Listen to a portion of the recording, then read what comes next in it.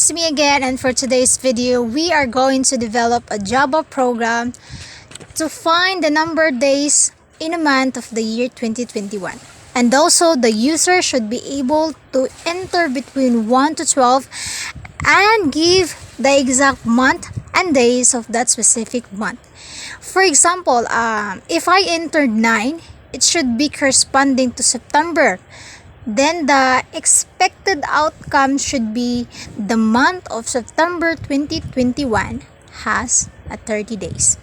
So let's start and solve this problem. So as you can see, I have already declared my input object right here at the top and then imported the class scanner. This is because the program will allow the user to key in using the keyboard. So that's it. And so now what we're going to do is to declare the various variables that will be used in this program. For the first variable to declare, let's say I'm gonna call it number underscore month. So this is going to be the number that the user is going to key in, and which will allow us to determine the amount like January or February or April. After that variable, I'm also going to declare our second variable, and I will call it year. This is also to allow the user to enter in a particular year like 2020 or 2021. Aside of that, I will also declare another variable, and I will call it num underscore of underscore days in a month. And for my last variable, I will call it month. This is going to be the actual month like February, March, or April. So this is the various variable that will help in our program. Moving on, right now let's write our output statement. So system.out.println. And if you remember from my previous video, I said it there that this output statement is a programming code that giving us an instruction to the computer to print out something. And then let's write the opening and closing parentheses, and inside of it will be the double quotation or the string, and let's write what is the number of the month. Then don't forget the semicolon at the end of the statement. And again, this output statement is like asking the user.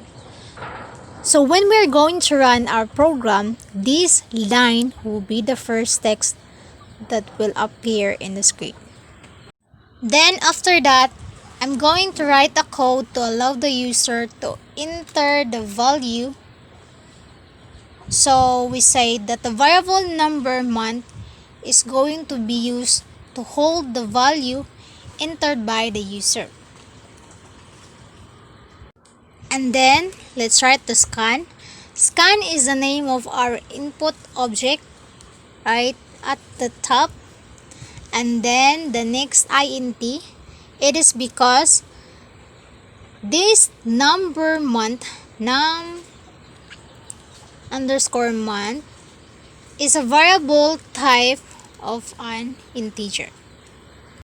So after writing the variable corresponding to the number of the month, we will write now another output statement. So let's write system.output.println, and we will also write another text or string here to allow the user to enter another value. So let's say what year. And down here, I'm gonna write year. The variable year must be equal to input object scan.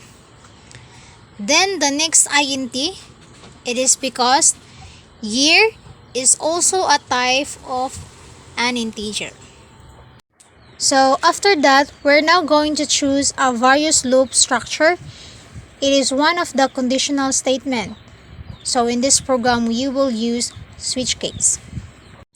So right here, we will write switch And the condition here must be a number entered by a user, because based on that we are going to determine the month, if it is January or December, and we will also determine the number of days in that specific month. So we will write number underscore month, and then the curly brace, and inside of it we will write the case 1. That means if a user enter the number 1, it will ultimately means it is corresponding to the month of January. And now let's write the month. So if you notice, the variable here is what we declared as a string. If you can recall it up here.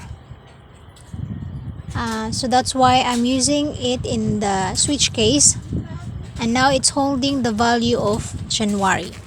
And down here, let's write the variable name, that is num underscore of underscore days in a month, and the value that is 31. It is because 31 is the number of month in January. And after that, let's write the break code in order to make sure that we exit our loop structure. Alright, so I'm gonna copy this for the second case down to 12 and rewrite their corresponding month and also the number of days.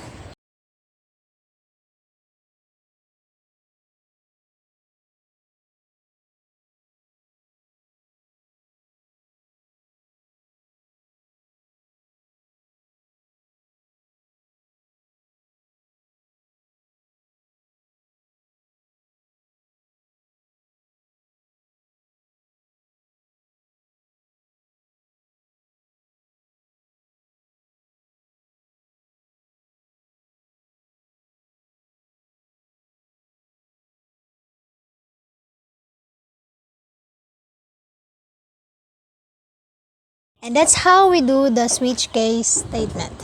So outside of this, I'm going to print a statement to get our expected result. So let's write the let's write the system out print line,